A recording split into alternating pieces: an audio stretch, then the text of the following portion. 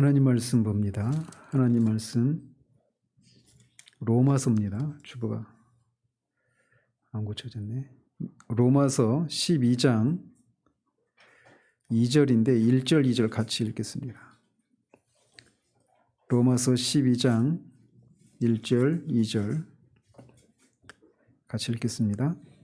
그러므로 형제들아 내가 하나님의 모든 자비하심으로 너희를 권하노니 너희 몸을 하나님이 기뻐하시는 거룩한 산 제물로 드리라.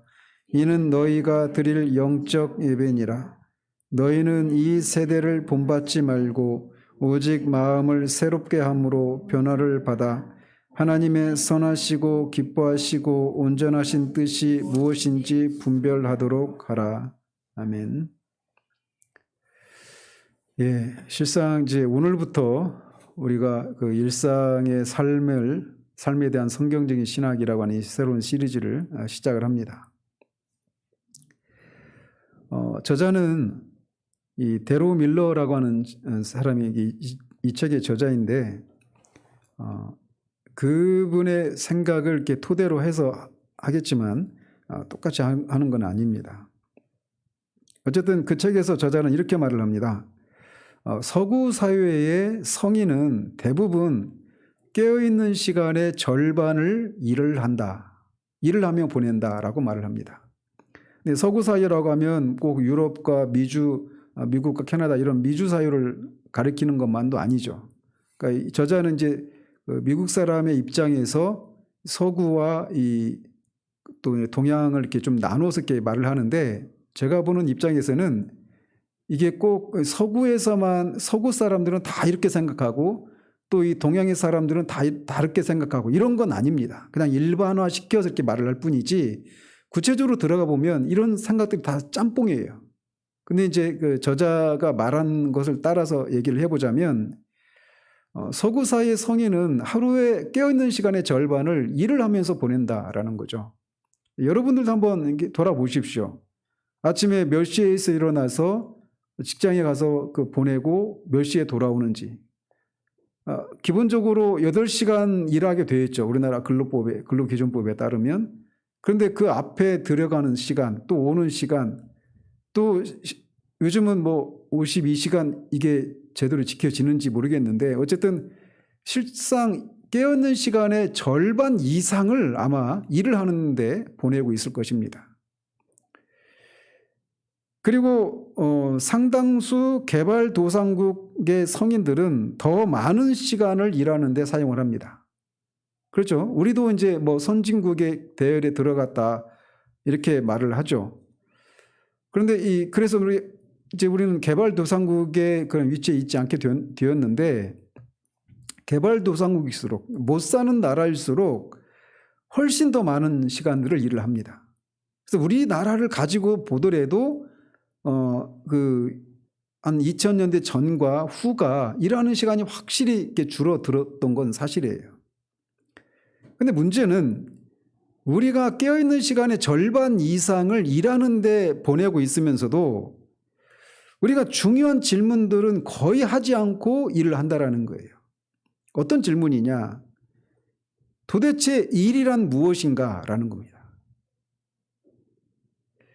일이 뭐고 왜 우리는 일을 할까? 무엇을 위해서 일을 할까? 이런 질문들을 하지 않고 그냥 아침에 일어나서 눈 뜨고 일어나면 직장에 가서 일을 하고 돌아오고 쉬고 이런 삶을 계속 반복한다라는 겁니다. 제가 이 일에 대한 이 얘기를 이것을 제가 그 청년 때 열린교회를 다닐 때 98년도로 제가 생각이 됩니다. 98년도 여름 성경학교 때, 여름 수련회 때, 거기서 이제 선택식 성경 공부라고 하는 게 있어요. GSS라고 해가지고. 거기에서 이제 제가 직장, 일과 그리스도인이라고 하는 이런 주제로 강사로 이렇게 뭐 성경 공부 같이 그렇게 했던 적이 있습니다. 그때 이제 여러 가지 책들을 제가 전문적인 신학을 공부한 것도 아니니까 직장을 다니고 있다라고 하는 이유로 그런 주제로 제가 이제 말씀을 준비했던 적이 있어요. 그때 이제 일에 대해서 저는 사실 그때 이제 그런 고민들을 하게 됐죠. 이런 것들을. 그런데 대부분 보면 저도 이제 그런 주제가 저한테 주어져서 그거를 하다 보니까 일이라고 하는 게 뭔지에 대해서 고민을 하기 시작했던 거예요. 근데 거의 대부분 왜 일을 하는지, 일이 그리스도인에게서 일이라고 하는 것은 어떤 의미가 있는지, 여기서 말하는 일이라고 하는 것은 비단 꼭 어떤 직장에 속해서 일을 하는 것만을 가리키는 게 아닙니다. 그러니까 일뿐만 아니라 우리의 모든 일상의 삶 자체도 다 포함되는 거예요. 그래서 여기서는 라이프 워크이라고 말을 합니다. 라이프 워크. 그래서 삶과 일, 이걸 다 합해서, 그래서 이걸 일상 이렇게 제가 이제 말을 하는 것이죠. 근데 거의 대부분이 아무런 의문도 품지 않고 아무런 그런 설명도 없이 어떤 나라에서는 부모가 했던 일들을 그냥 자녀가 받아서 또 그렇게 이어갑니다. 특히 일본 같은 경우는 그런 것들이 많죠. 일본에 가면 몇 대째 그 일들을 하잖아요. 물론 이제 그 얘기를 하자면 또 다른 데로 새니까 거기까지만 말을 합니다. 왜 일본 사람들이 그렇게 소위 장인 문화라고 하는 것들이 이렇게 형성되어 있잖아요, 일본에. 왜 그러는지에 대해서는 또 얘기하려면 한참 또 다른 얘기로 가야 돼요. 그래서 그 궁금하시면 찾아보십시오, 유튜브에서. 근데 어쨌든 간단하게만 말할게요. 일본은 이 평화 화자 있잖아요. 그걸 일본어로 와라고 하는데 이 와 사상이라고 하는 게 있어요. 그래서 천황을 중심으로 각자 이 일본의 그 모든 사람들이 속한 사람들이 자기의 자리를 지키면서 살아가는 겁니다. 태양을 중심으로 모든 그 행성들이 이렇게 자기 자리를 차지하고 움직이는 것처럼 천황을 중심으로 모든 사람들이 각자의 자리에 주어진 일을 하면서 살아가야 되는 거예요. 그래서 지구가 그 행성 태양 궤도에서 벗어나면은 안 되잖아요. 그런 것처럼 각자가 자기 주어진 자리에 충실하며 살아가야 되는 겁니다. 거기서 벗어나면 죽어요. 그러니까 그냥 부모가 하던 일을 계속 하는 겁니다. 그러다 보니까 장인이라고 하는 그런 문화가 형성이 된 거죠. 그러다 보니까 이제 이 디지털 시대에서는 완전히 일본이 도태되기 시작했는데, 어쨌든 그 일을 하면서도 어쨌든 내가 왜 이런 일을 하는지에 대한 그런 근본적인 질문들을 던지지 않아요. 그리고 지금 일을 하지 않고 있는 학생들의 경우에도 마찬가지입니다. 왜 지금 공부하느냐? 나중에 좋은 직장 가기 위해서예요. 어쨌든 어떤 일을 하기 위해서 지금 공부를 한단 말이에요. 그래서 결국은 다 나의 그 시간의 그런 앞서고 뒤서고의 차이만 있을 뿐 누구나 다 일을 하게 될 거란 말이에요. 일에 대해서 그렇게 일을 떠나서는 우리가 우리의 삶을 생각할 수가 없는데도 그런 근본적인 질문을 하지 않고 일을 한다라는 거죠. 그리고 그 일을 하기 위한 준비를 하는 거예요. 이런 질문들을 진지하게 고민하기만 해도 우리의 삶의 질서가 완전히 새로워지게 될 것입니다. 그런데 이런 질문들, 즉 일이 무엇이냐 또는 왜 일을 해야 되느냐라고 하는 이런 진지하고 근본적인 질문들에 대한 답은 어떻게 결정이 되느냐 하면 그 사람이 가지고 있는 세계관에 의해서 결정이 되는 겁니다. 세계관이 뭐냐? 세상을 보는 일종의 안경과 같은 거예요. 세상을 어떻게 바라보느냐에 따라서 그 자기가 어떤 문제에 대한 근본적인 답을 다 가지고 살아가는 겁니다. 그래서 어떤 분이 얘기했던 것처럼 사람은 누구나 자기 안에 사상의 집을 짓고 살아가는 철학가다, 이렇게 얘기를 하는 거예요. 그래서 누구나 다 나름대로의 그런 어떤 인생관, 세계관 이런 것들을 다 가지고 살아간단 말이죠. 일이 뭐냐? 이거에 대해서도 자기가 가지고 있는 세계관에 의해서 일이라고 하는 것은 이런 거야. 내가 일을 하는 이유는 이것 때문에 그래 라고 하는 그런 답들을 가지고 산단 말이죠. 그리고 이 세계관이 우리가 세상을 어떻게 보는지, 또 어떤 삶을 살게 될 것인지, 또 어떤 사회를 만들어낼 것인지를 결정하는 겁니다. 우리나라도 마찬가지. 우리나라라고 하는 이 이 우리나라가 어떤 나라가 되어야 되느냐, 이것도 나라를 구성하고 있는 국민들 한 사람 한 사람들이 세상을 나라라고 하면 어떠해야 된다라고 하는 그런 이 세계관에 의해서 나라가 결정이 되는 거예요. 그래서 그 플라톤인가 그런 얘기 했잖아요. 그 국민의 그 생각을, 국민의 수준을 뛰어넘는 지도자를 가질 수가 없다. 그런 얘기를 하는 이유도 여기서 나오는 것이죠. 그래서 세계관이라고 하는 것은 그 실체가 무엇이냐, 어떤 사안에 대한 그 본질, 실체를 파악하는 데 있어서 그 어떤 보여지는 현상에 대한 실체, 어떤 근본적인 답을 얻어내는 데 있어서 아주 결정적인 역할을 하는 것이 세계관이다, 이렇게 말할 수 있는 겁니다.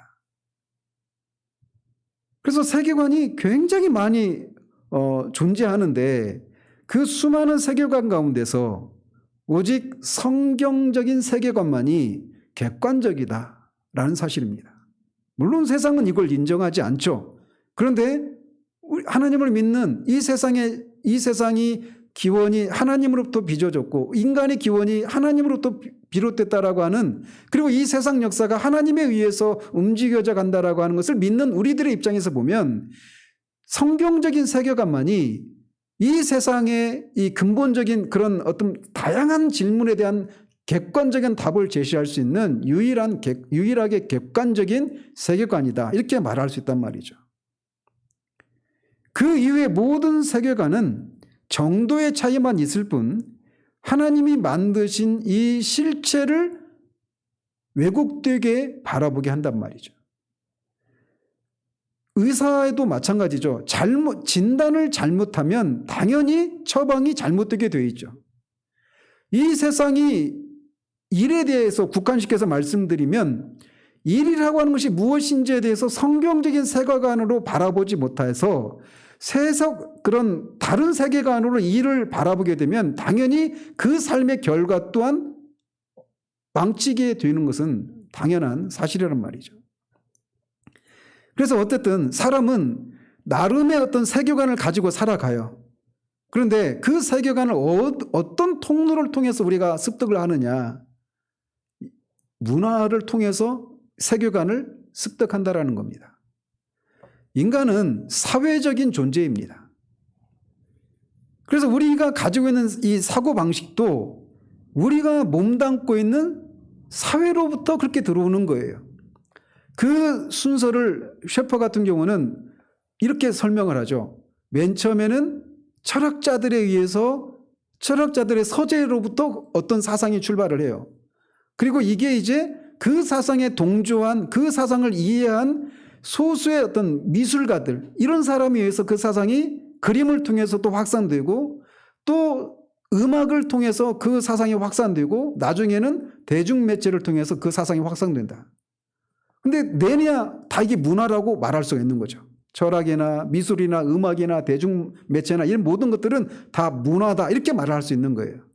그래서 우리가 성경적인 세계관 이외의 다른 세계관은 다 어디로부터 나오느냐? 문화를 통해서 우리가 그런 세계관들을 습득한다라는 거예요.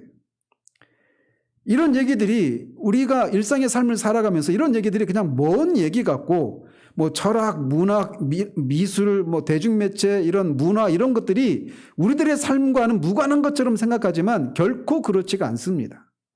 우리가 날마다 접하는 TV, 유튜브, 뭐 라디오, 우리가 그런 영향을 받은 사람들과의 만남 그 자체가 이미 문화를 통해서 우리가 그런 세계관들을 습득하고 있다는 말이죠. 그래서 우리는 문화가 생각하는 방식대로 생각하고 문화가 중시하는 것들을 중요하게 생각하는 그런 경향을 띠기 마련입니다. 그래서 도저가 말하고 있는 것처럼 사람은 누구나 태어나면 그 시대의 아들과 딸들이 된다라고 말을 했던 것이 바로 이런 이유 때문에 그러는 거예요. 아무리 그런 것들을 막아 놓아도 세상에 그런 정신들이 스물스물 들어온단 말이죠. 인간이라면 누구나 이런 습성이 있습니다. 그런데 우리가 그리스도께 나아갈 때 우리 생각은 새로워져야 하는 겁니다. 회개하다라고 하는 이 단어가 헬라 단어가 메타노에오라고 하는 단어예요. 메타노에오. 근데 이게 어떤 뜻이 있느냐면 생각을 바꾸다라고 하는 뜻입니다. 회개한다라고 하는 게. 우리 1차적으로 회개하면 막 죄를 슬퍼하고 죄에서 돌이키고 이런 걸 먼저 생각하잖아요. 근데 메타노에오 이 단어는 생각을 바꾸는 거예요. 그래서 회개라고 하는 것은 하나님이 만드신 방식에 따라서 세상을 이해하고 그 틀 안에서 행동하고 사는 것을 의미하는 겁니다.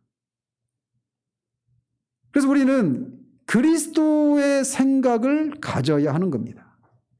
모든 생각을 사로잡아 그리스도께 복종하고 더는 세상을 본받지 말고 오늘 우리가 읽었던 이 본문에서처럼 너희는 이 세대를 본받지 말라라고 말하는 것처럼 그런 것들을 본받지 말고 마음을 새롭게 해서 변화를 받아서 하나님의 선하시고 거룩하시고 온전하신 뜻이 무엇인지를 알아서 그 생각에 따라 우리가 생각하고 삶을 살아야 한다라는 겁니다.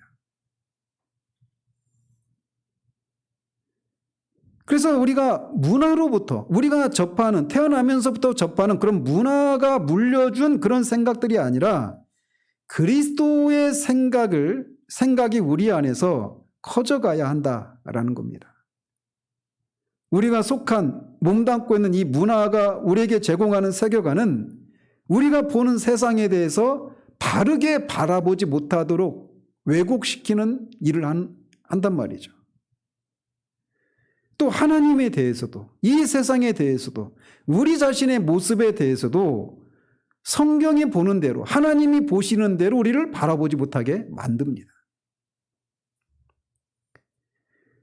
그렇기 때문에 우리는 하나님 나라의 세계관에 따라서 우리 생각을 새롭게 해야 된다라고 하는 그런 의지도 필요하고 실천적으로 그 하나님 나라의 세계관이 무엇인지 성경적인 세계관을 우리가 가지기를 위해서 애를 써야 되는 거예요. 그래서 성경적인 세계관 이외에 굉장히 다양한 세계관들이 있는데 저자는 그런 다양한 세계관들을 두 가지로 압축해서 일반화시킵니다. 그 두 가지 성경적인 세계관이 아닌 다양한 잘못된 세계관들을 두 개로 분류를 해요. 그래서 하나는 오직 눈에 보이는 물질만이 실체다라고 믿는 세속주의. 이런 세속주의, 물질주의, 모든 만물은 그냥 물질에 불과하다는 겁니다. 보이는 것이 전부다라고 하는 거예요.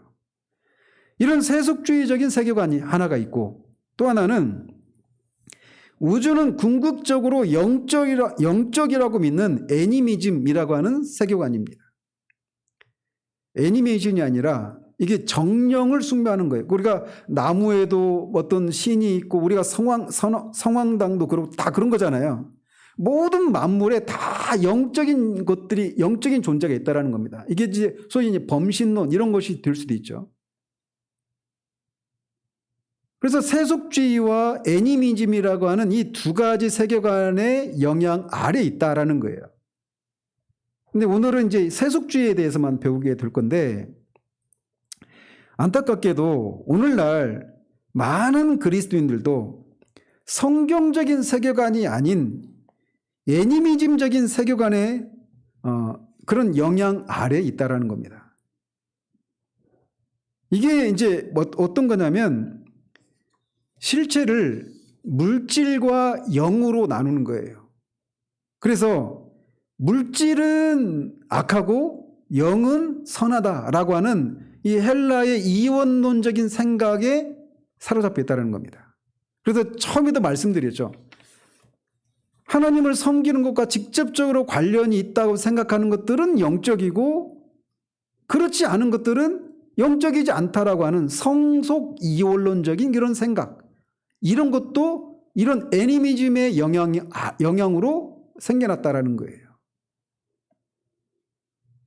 그래서 이런 세속주의적인 세계관이든지 애니미즘적인 세계관이든지 이런 세계관들은 다른 방식으로지만 어쨌든 똑같이 우주를 왜곡되게 이해한다라는 거죠. 그리고 나아가서 우리 개인과 나라와 사회를 그런 하나님이 우리에게 주시고자 하시고 우리에게 누리기를 원하셨던 그런 풍성함들을 누리지 못하는 대로 우리를 이끌어 갑니다. 그 전개 방식은 다르지만 결론은 똑같다라는 거예요. 자, 그래서 오늘은 세속주의에 대해서 우리가 살펴볼 텐데, 여러분 그 테레사 수녀라고 하는 분 아시죠? 테레사 수녀가 뉴욕시를 방문을 했대요.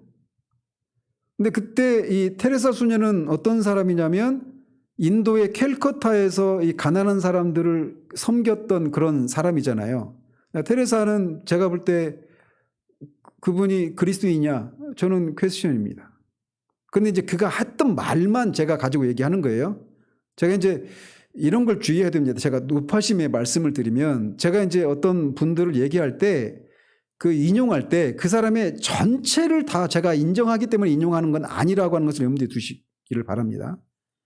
어쨌든 그 테레사 수녀가 세계에서 가장 빈곤한 도시로 꼽히는 콜카타에서 빈민들을 섬기다가 가장 번성한 도시인 뉴욕을 방문했는데 이렇게 말을 했다라는 거예요. 뉴욕에서처럼 극심한 빈곤을 본 적이 없다. 이런 말을 했대요. 그녀가 했던 말은 뉴욕이 캘커타보다 더 가난하다. 물질적으로 이런 걸 말하는 게 아닙니다. 가장 번성한 그런 도시이지만 그런 물질적인 발전을 얻은 대신 도덕적이고 영적인 파산 상태 가운데 있었다라고 하는 것을 이렇게 말을 하는 거예요. 왜 그런 일들이 일어나게 됐는가? 이제 그런 것을 이제 살펴가기 시작하는 겁니다. 그래서 오늘날 미국과 캐나다를 포함한 대부분 서구 사회에서 일에 대한 개념은 물질주의 혹은 세속주의 패러다임에 의해서 형성됐다라고 저자는 말합니다. 자, 그런 관점에서 일이라고 하는 그런 세계관에서는 그러니까 이 세상의 실체는 그냥 물질, 보이는 것이 전부다라는 거예요. 물질이라는 거예요. 물질로 이루어졌다라는 겁니다. 그러니까 그런 세계관 속에서는 영적인 실체가 있을까요? 없을까요? 영적인 실체가 없습니다. 오직 물질적인 것만이 실체일 뿐이에요. 그런 관점에서 봤을 때, 그런 세계관으로 봤을 때 일은 어떤 역할을 할까요? 일은 물질을 얻게 하는 수단에 불과한 겁니다. 일을 하는 목적은 뭘까요? 그 물질을 얻을 수 있는 수단을 많이 확보하기 위해서예요. 쉽게 말해서 돈을 벌기 위해서죠. 일을 하는 목적이 뭐냐? 돈을 벌기 위해서 하는 거예요. 그런 패러다임 속에서 인간에게는 인간의 어떤 고유한 그런 가치가 있을까요? 없을까요? 인간 자체에 대한 고유한 가치가 인간에게는 없다. 이게 물질주의 세계관이에요. 우리를 창조하신 그런 창조의 원형이시고 우리의 삶의 가치를 부여하시는 하나님도 그런 세계관 속에는 존재하지 않습니다. 영적인 실체가 없으니까. 인간으로서 우리의 가치는 어떤 것에 의해서 결정이 되느냐면 우리가 얼마나 많은 것들을 소유하고 있느냐에 의해서 우리의 가치가 결정이 됩니다. 이 세계관에 따르자면 소비를 많이 하면 할수록 삶은 더 풍요롭고 그 삶이 행복하다라고 하는 결론에 도달하게 되는 거예요. 물질만이 실체이고 물질만이 보이는 것이 전부니까. 그래서 현대의 경고처럼 가장 많은 장난감을 가지고 죽는 자가 이기는 자다. 이런 세계관이 그 세계관에서 통용되고 있는 것입니다. 그래서 일터의 성공은 더 많은 소비를 위해서 승진을 거듭해 사다리 높이 올라가서 얼마나 많은 돈과 권력을 축적하느냐에 따라 판가름이 난다라는 거죠. 근데 잘 보십시오. 이 세계관이 저자가 미국과 캐나다를 포함한 서구 사회 그 세계관이라고 말을 했잖아요. 근데 이게 서구 사회에서만 있습니까? 우리도 똑같아요. 그래서 앞에서 말씀드린 것처럼 이게 그냥 서구만의 세계관이 아니라는 겁니다. 이런 세계관 아래 우리도 있는 거예요. 서구 사회는 아니지만 말이죠. 그래서 저자는 서구, 동양 이렇게 나누지만 사실은 지금 이건 큰 의미는 없습니다. 그러나 일반적으로 더 이런 사고가 더 우세하다, 그렇지 않다 이런 차이는 있을 뿐 본질적으로 우리도 여전히 이런 물질주의적인 세계관 아래 노출되어 있다라는 것이죠. 그래서 서구는 하나님의 계획이나 이 의도와는 완전히 동떨어진 지극히 실용주의적이고 이기적인 개념으로 일을 이해하게 된 겁니다. 일이 뭐냐? 왜 일을 해야 되느냐? 이런 것에 대해서 서구 사회는 이 물질주의적인 이런 세계관을 가지고 있는 서구에서는 일이 그냥 하나님의 계획과 의도 이런 것은 아무런 상관이 없고 왜? 거기는 하나님도 없으니까 하나님을 끼워서 생각할 필요가 없는 거예요. 하나님이 없는 세계관이기 때문에. 단지 일하는 목적은 뭐냐? 돈이나 권력, 여가, 자기 만족을 위한 것이다 라는 겁니다. 이것을 얻기 위한 것이에요. 그래서 그런 세계관에서는 쾌락주의가 모든 것을 지배하기 마련입니다. 먹고 마시고 즐기라. 내일이면 죽으리니. 이게 이 물질주의적인 세계관에 사로잡힌 세계의 결론이라는 거죠. 제가 스램에 다녔다고 그랬잖아요. 먹고 마시고 미치자. 근데 그게 이 물질주의적인 세계관의 결론이에요. 이 세상이 전부고 보이는 세계가 전부라면 당연히 이런 생각을 가지지 않겠어요? 그래서 한 번밖에 주어지지 않는 이 삶을 살아갈 때 최대한 많은 것들을 누려야 된단 말이에요. 최대한 많은 것들을 소비하고 최대한 많은 것들을 경험하고 최대한 많은 여행을 해야 되고 이렇게 돼야 된단 말이죠. 그것을 위해서 일이 필요한 거예요. 일은 그것을 얻기 위한 수단 그 이하도 이상도 아닙니다. 자, 이런 관점으로 삶과 일을 바라보면 개인적인 차원에서도 그렇고 사회 전체적인 차원에서도 엄청난 파장을 가져오게 되겠죠. 그래서 일을 하는 것이 주된 사회적인 환경으로 자리 잡으면서 가정과 지역사회의 중요성이 점점 줄어듭니다. 또 삶이 물건의 소유로 전락하면서 사람들은 돈으로는 살 수 없는 영적 정체성이나 부부관계, 자녀, 우정이나 가정을 일터에서의 성공을 위해서 그런 것들을 희생을 합니다. 다른 사람보다 앞서가기 위해서 무슨 일이든 마다하지 않는 그런 사유가 되는 겁니다. 그래서 진리랄지 어떤 덕이랄지 이런 것들은 실용주의에 밀리기 마련이에요. 성품이 아닌 전문성을 주된 미덕으로 간주하게 됩니다. 우리나라의 교육도 다 이런 것에 영향을 받죠. 서울대 나왔지만 검사들, 판사들, 정치인들 유수한 그런 대학을 나오고 엄청나게 공부를 잘해서 그 분야에서 전문성을 가지고 있지만 인성은 완전히 제로인 사람들. 그러니까 그런 현상에 그 뿌리를 들어가 보면 그가 이 세상을 어떻게 바라보느냐라고 한 이 세계관에 의해서 결정이 된단 말이죠. 그러니까 이 근본적인 문제를 해결하는 것이 없이 사회적인 구조를 바꾸는 것으로 문제 해결이 안 되는 거예요. 창의성이 자리 잡을 수 있는 형이상학적 기초라고 하는 것도 존재하지 않습니다. 현재 지금 당장 소비를 위해서 미래는 사라지고 맙니다. 그러니까 지금 저출생으로 우리가 지금 이제 걱정을 하잖아요. 이런 것도 이런 것의 영향이에요.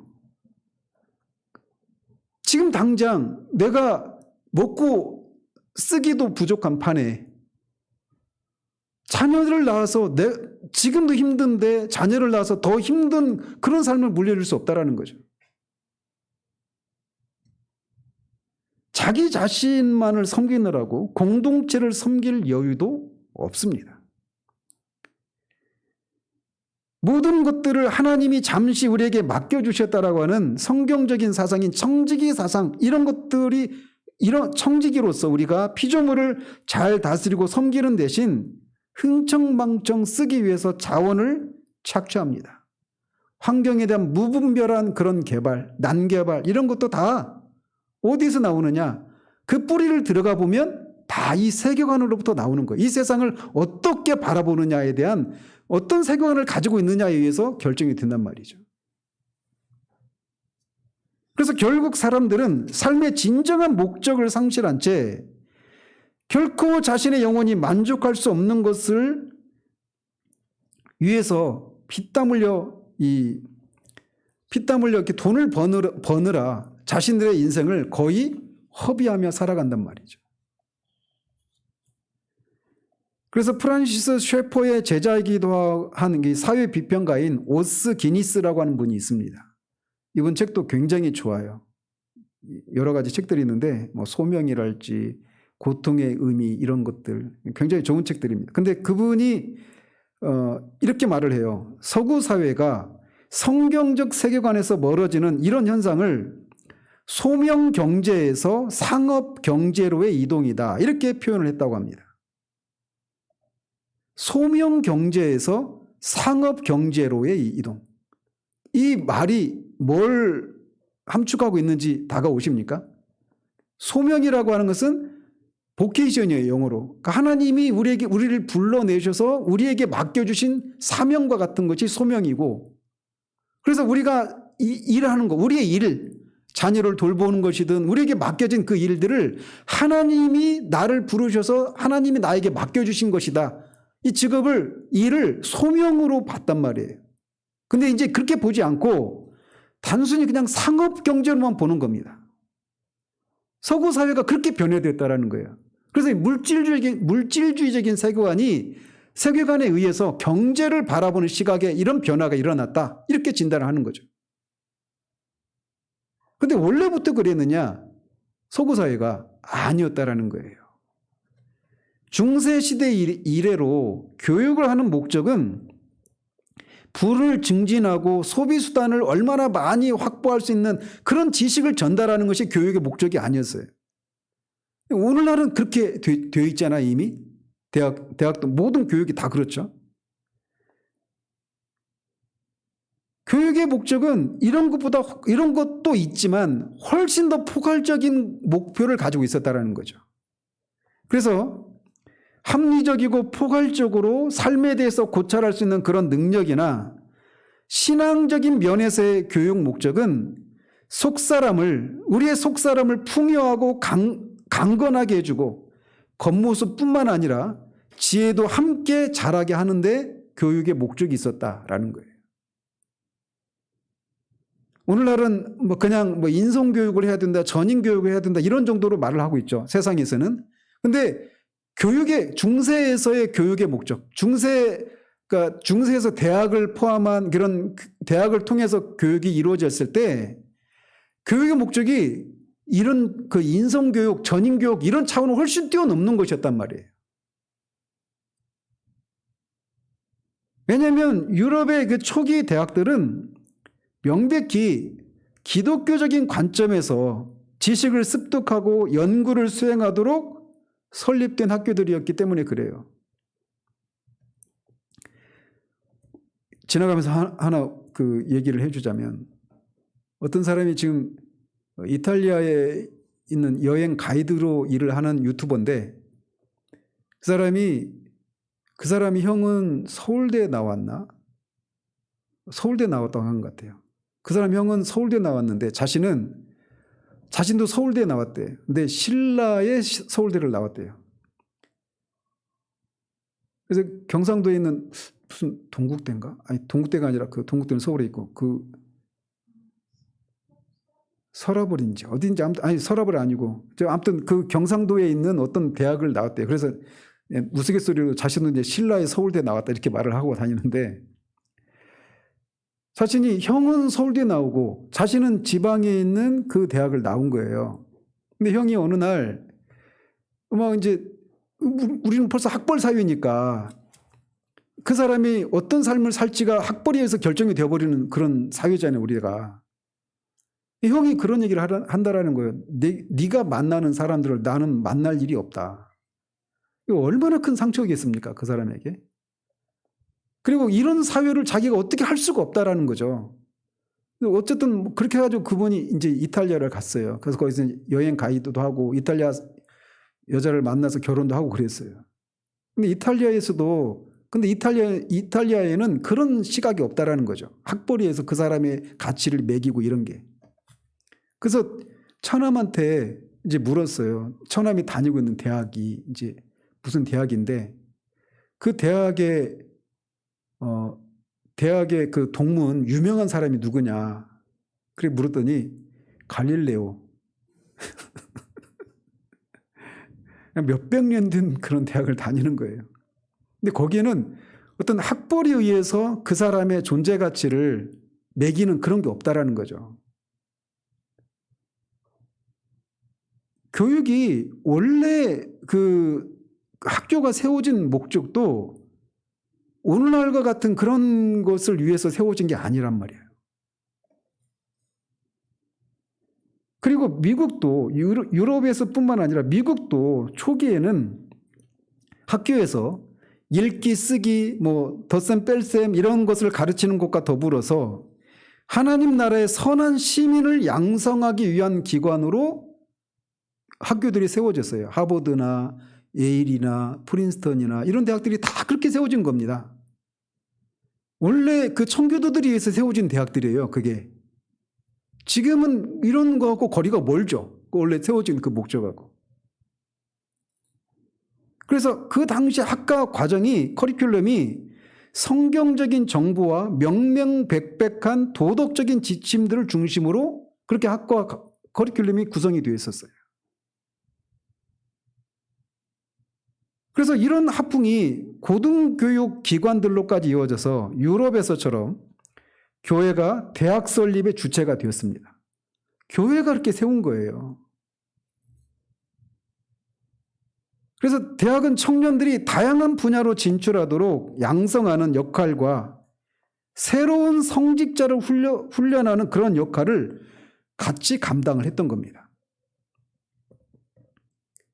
그래서 학생들이 졸업한 후에 진출한 분야는 다 다르지만 가치 있는 방향으로 나가는데 도움이 될 만한 그런 교과와 지성 훈련을 공통적으로 가르쳤다라는 거예요. 초기 미국에서도. 그런데 20세기에 이르면서 인생의 목적과 일의 의미에 대한 사회적인 관념이 달라지기 시작을 합니다. 그래서 개인적으로 그것을 인식을 했든 그렇지 않든 열심히 일하고 생산성을 증대해서 소비를 위한 부를 축적하는 것. 그러니까 쉽게 말해서 열심히 일해서 돈을 많이 버는 거. 이것이 삶의 목적이 되고 말았다는 거죠.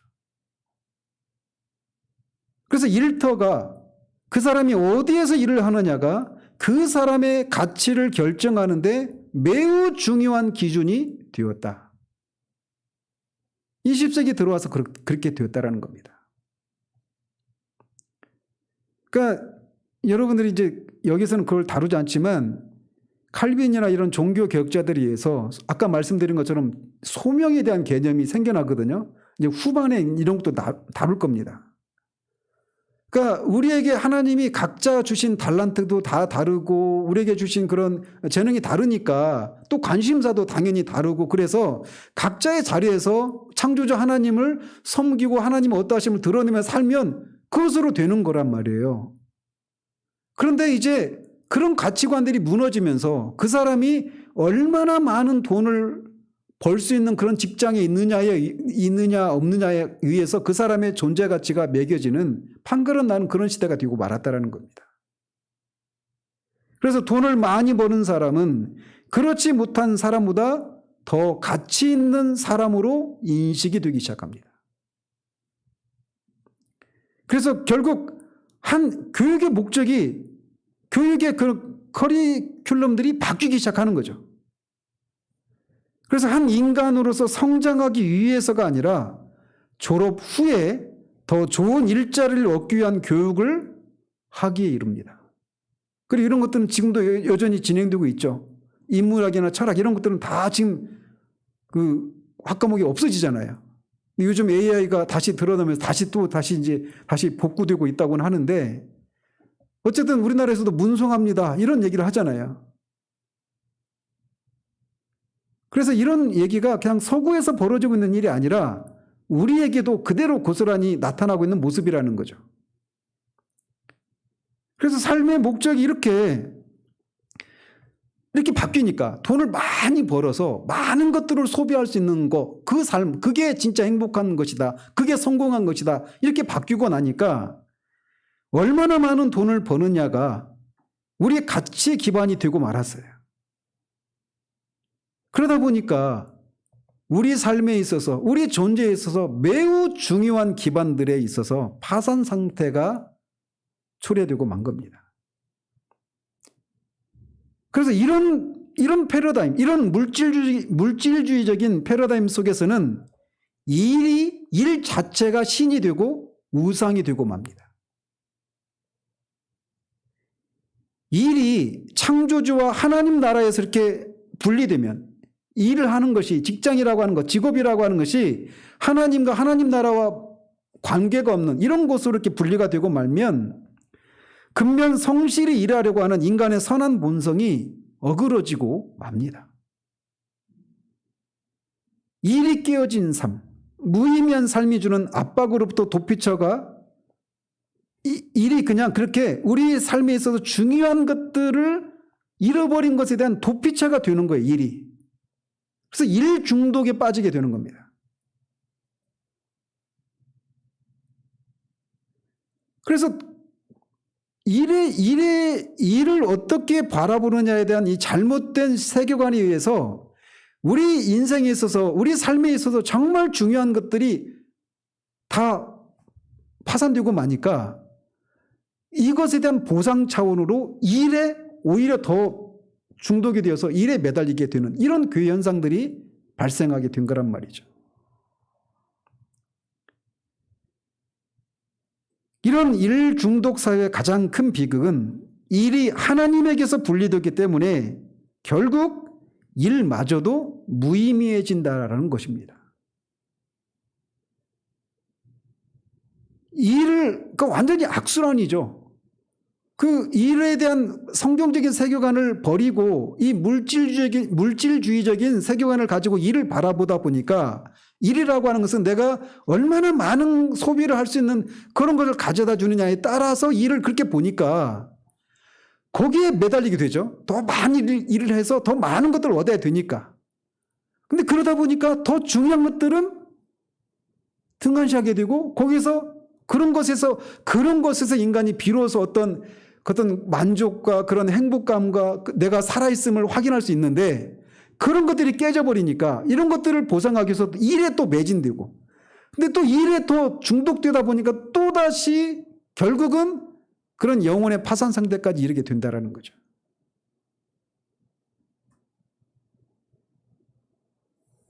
그래서 우리 주변에서 일어나고 있는 문화에 우리가 얼마나 많은 동의를 하느냐, 거기에 얼마나 많이 순응하느냐에 따라 정도의 차이는 있지만 서구의 크리스천들은 저는 우리나라의 그 크리스천들도 마찬가지라고 생각을 하는데 새로운 그런 상업 경제의 절망과 빈곤 속에서 헤매고 있다 라고 하는 것이 이 저자의 진단이에요. 어쩌면 우리도 깨닫지 못하는 사이에 나 자신과 다른 사람들을 소유의 정도에 따라서 판단하고 있게 되는 상황에 처했다는 겁니다. 여러분들 이 말에 대해서 한번 진지하게 여러분들을 돌아보십시오. 내가 얼마나 많은 돈을 벌고 있는지, 얼마나 그 돈을 제공할 수 있는 그런 직장에 있는지, 그런 직업인지 아닌지에 의해서 우리 스스로를 또는 다른 사람을 저 사람은 성공한 사람, 가치가 있는 사람이라고 생각하는지, 아니면 반대로 실패한 사람들, 나는 가치가 없는 사람, 이렇게 생각하고 있는 우리는 아닌지 돌아봐야 한다는 거예요. 세상이 다 그렇게 바라보니까 우리도 모르게 그런 생각을 가지고 있을 수 있다는 겁니다. 그래서 교회 안에서도 이미 그런 것들은 그 야고보서에서 이미 나타나죠. 막 좋은 옷 입고 금가락 챙기고 온 사람들이 여기 좋은 자리에 앉으라고 말하고, 그렇지 않은 사람은 아무 데나 앉으라고 이렇게 말하는, 초대교회도 이미 그게 있었죠. 근데 이게 이제 사회적으로 이렇게 고착화가 되고 말았다는 거예요.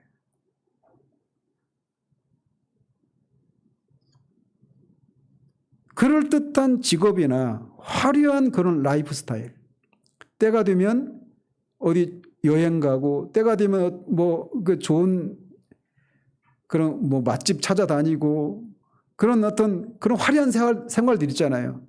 그 화려한 생활들 보려면 어디를 보면 될까요? 인스타그램 보세요. 인스타그램 들어가면 완전 막 그런 생활이죠, 다.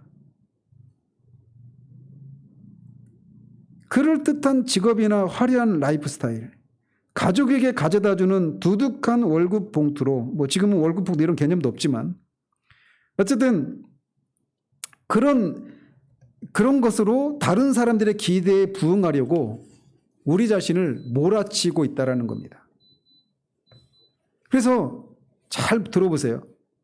내 집만 장만하면, 좀 더 집을 넓히면, 괜찮은 동네로 이사를 하면, 주택담보대출금만 갚으면, 최고의 휴양지로 휴가를 가면, 노후자금을 일찍 마련하고 무사히 퇴직한다면 앞으로는 인생이 더 좋아질 거라고, 그렇게 되면 인생 한번 제대로 살아볼 수 있을 거라고 기대하면서 우리는 끊임없는 불만족에 허덕이고 있는지도 모른다. 저자가 이렇게 말을 해요. 이것에 대해서 한번 우리를 돌아봐야 합니다.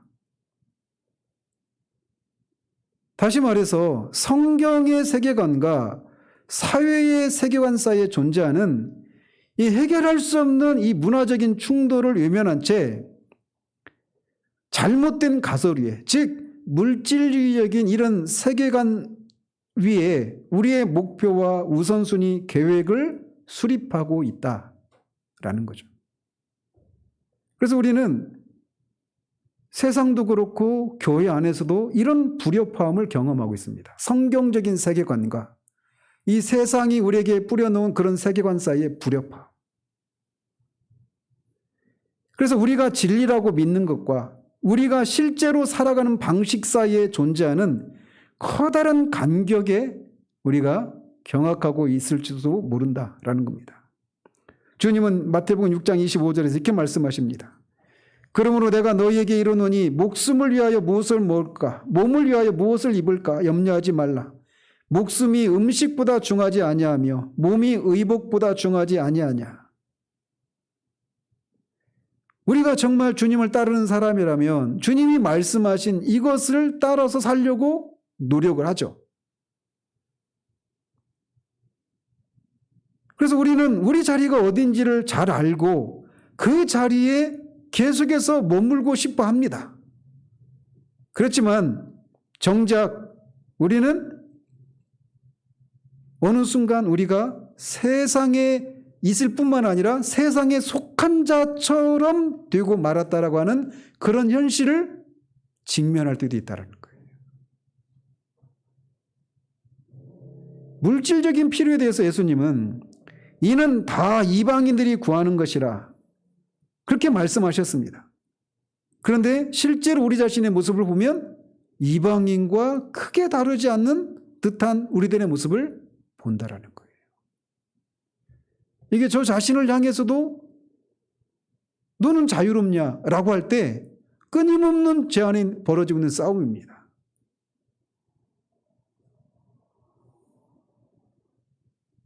물질적인 기대치가 끝없이 높은 그런 문화 속에서 우리 역시 가정이 흔들리고 공동체와의 교감이 약해지고 그리스도 안에서의 정체성이 불확실해지면서 우리 자아가 여기저기서 얻어맞아서 상처투성이가 된 상태로 헤매고 있는 경우들이 많다라고 하는 것이 저자의 진단이에요.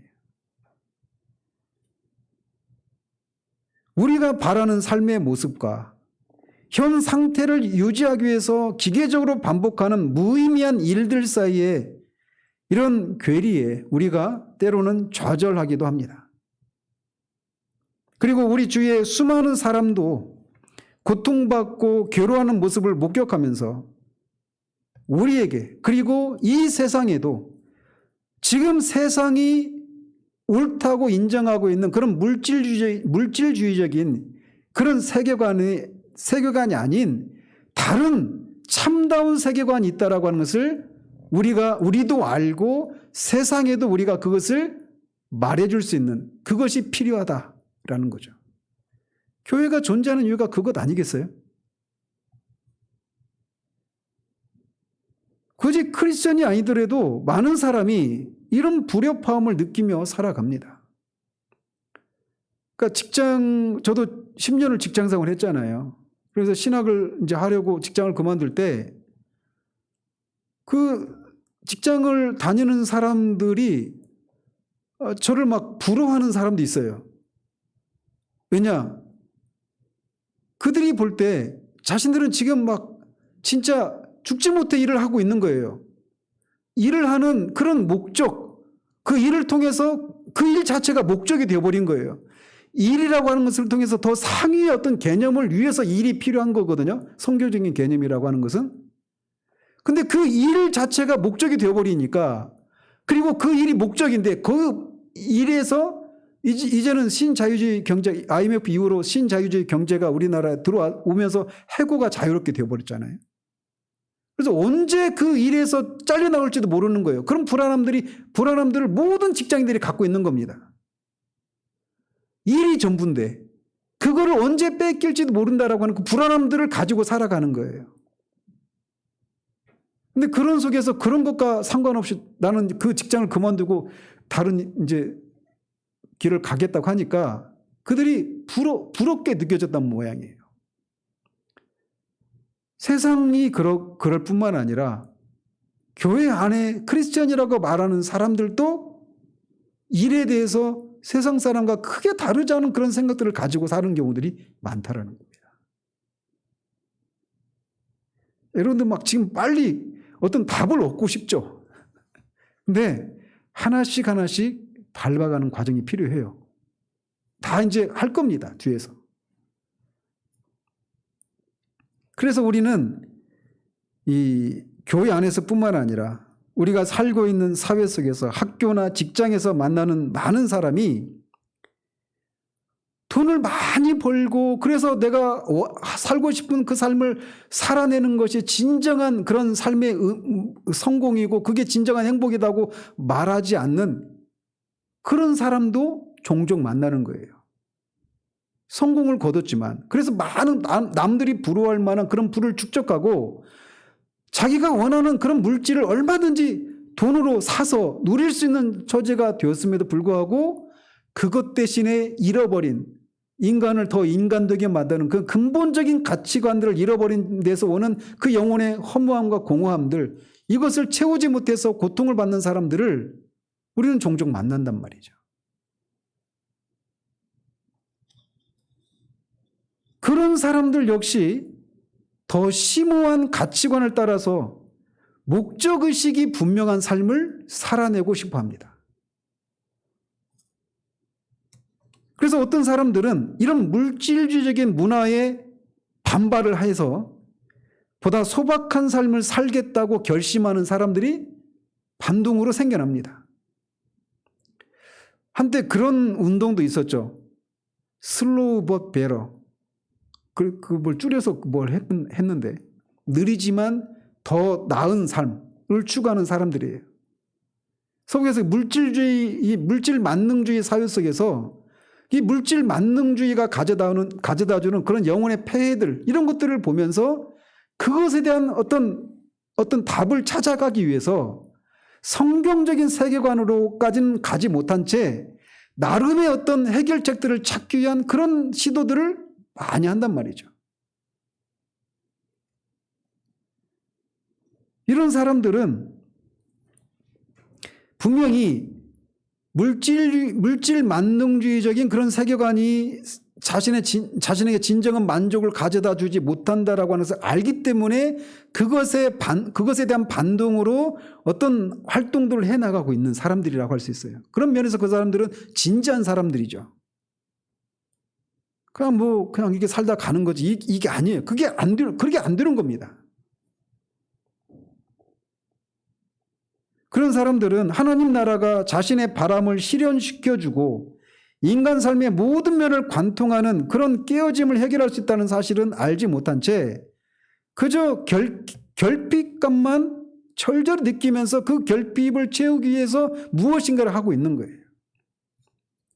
그리고 그런 결핍감, 이런 것은 매우 실제적이죠. 그래서 교회 안에서뿐만 아니라 세상에서도 수많은 사람들이 이 불협화음을 뭔가 그 물질이 아닌 다른 것을 통해서만 무엇인가 내 영혼이 만족을 하고 충족할 수 있을 것 같은 그것이 있다라고 하는 것을 알지만, 그것을 누리기를 원하지만 그것을 어디에서 찾을 수 있는지를 모른 채 그 영혼의 공허함과 그런 험함을 가진 채 살고 있는 사람들이 이 세상에 많다라는 것.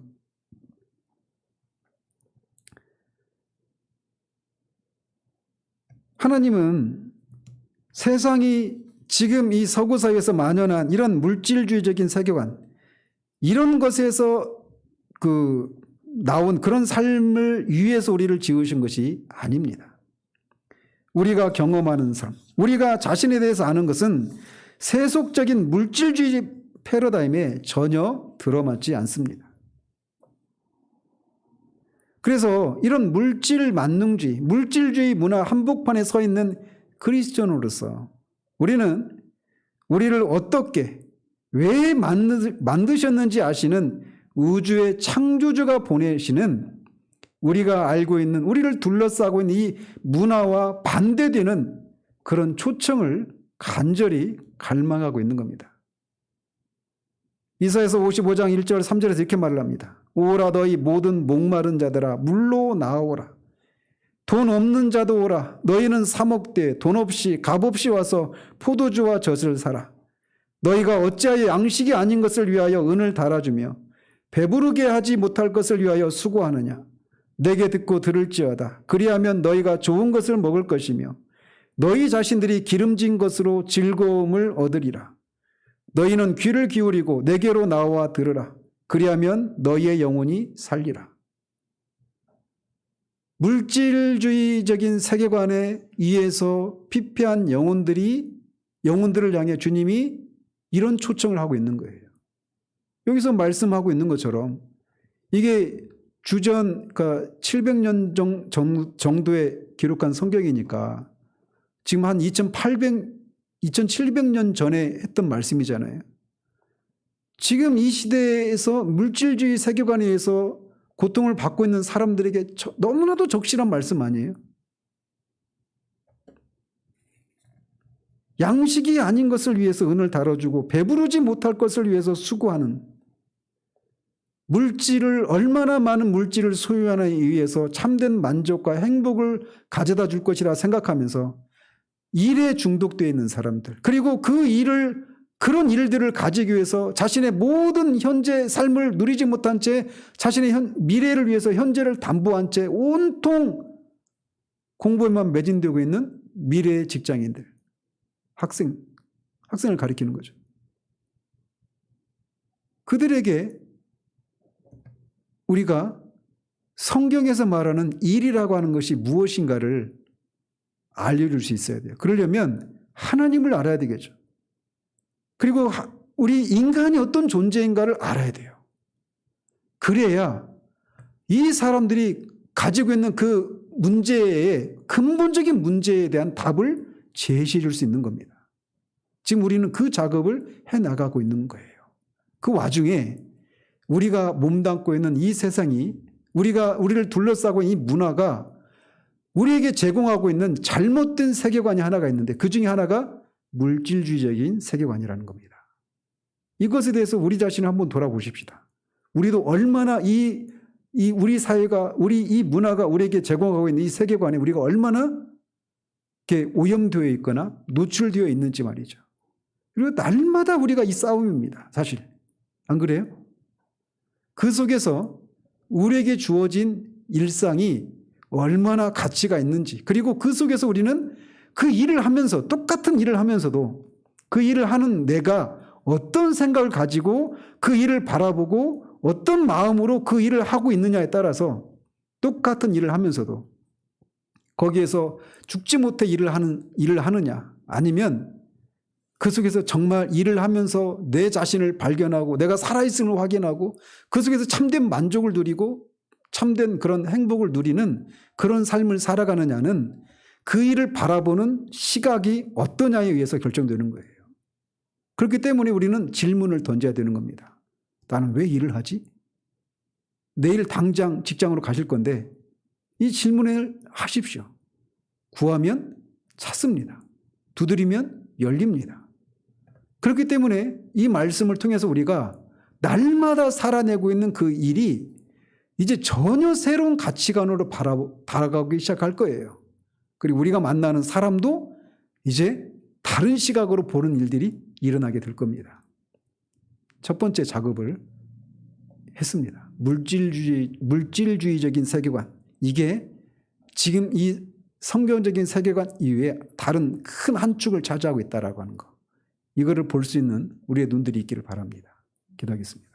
하나님 아버지, 우리가 이 시간에 계속해서 우리가 살고 있는 이 세상이, 이 세상을 어떻게 바라보는지, 즉 세계관, 잘못된 세계관의 종류에 대해서 우리가 살펴갑니다. 아직은 우리가 이런 용어 하나하나, 이런 개념들, 이런 것들이 아직은 낯설지만 우리가 이런 것들을, 새로운 이런 개념들을 우리가 통해서 우리가 전혀 생각하지 않았던 방식으로 세상을 볼 수 있는 눈들을 주시고, 보여지는 세상의 그 이면에 있는 그 근본적인 세상이 뿜어내는 그런 탄식과 갈등과 그 어려움들의 그 원인이 무엇인가를 우리가 바르게 통찰한 것에 대한 성경적인 답을 통해서 그들에게 답을 제시해 줄 수 있을 뿐만 아니라 우리 자신도 실제로 그런 삶을 살아내서 하나님이 세상에 두신 목적을 이루어드리는 우리들 될 수 있도록 도우시기를 원합니다. 예수 그리스도 이름으로 기도합니다. 아멘.